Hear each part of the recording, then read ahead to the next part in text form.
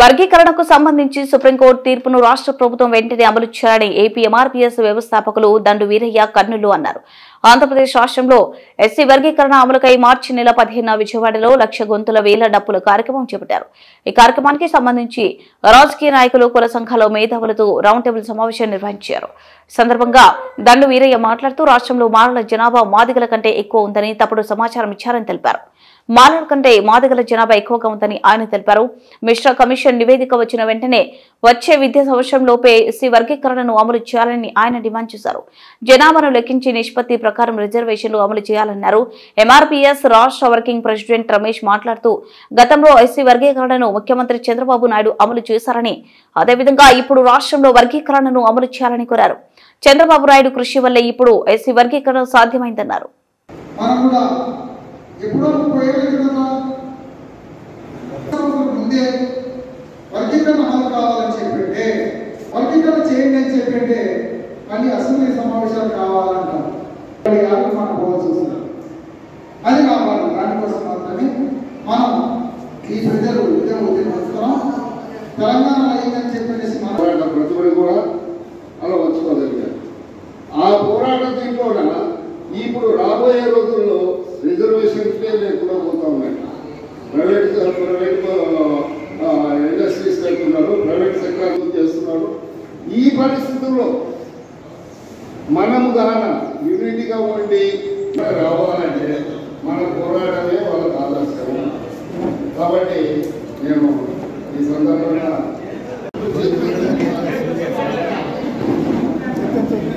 మన డబ్బులు లేదు మన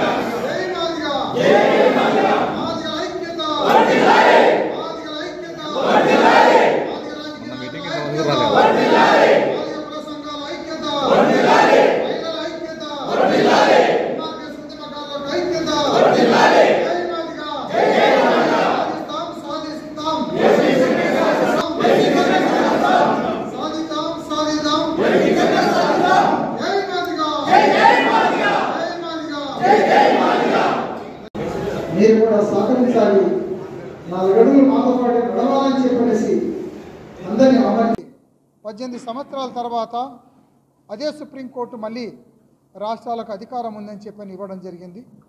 సో ఇచ్చినటువంటి ఈ నివేదికను ప్రభుత్వం వీలైనంత త్వరలో వచ్చే విద్యా సంవత్సరం మా జాతి బిడ్డలకన్నీ కూడా ఆ ఫలాలు అందాలని చెప్పనేసి సంకల్పంతో మిశ్రా కమిషను రాష్ట్రంలో అన్ని జిల్లాల పర్యటన కూడా జరిగింది. కర్నూలు జిల్లాలో జరిగింది.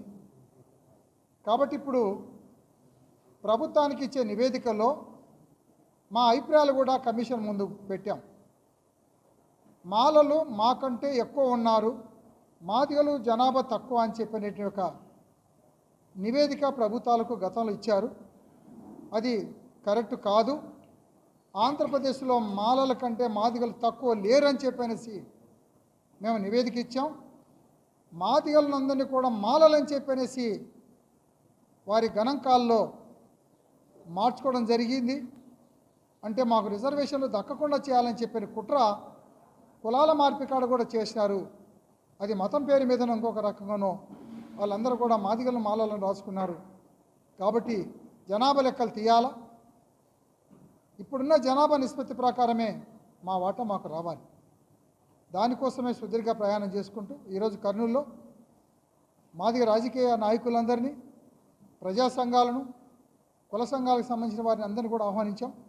ఈ రౌండ్ టేబుల్ సమావేశం అనంతరం విజయవాడలో పెద్ద ఎత్తున బహిరంగ సభ నిర్వహించబోతున్నాం.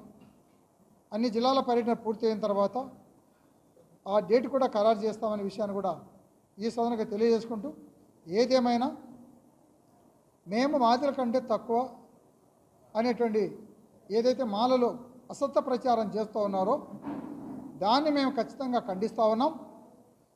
మాలల కంటే మాదిగలు తక్కువ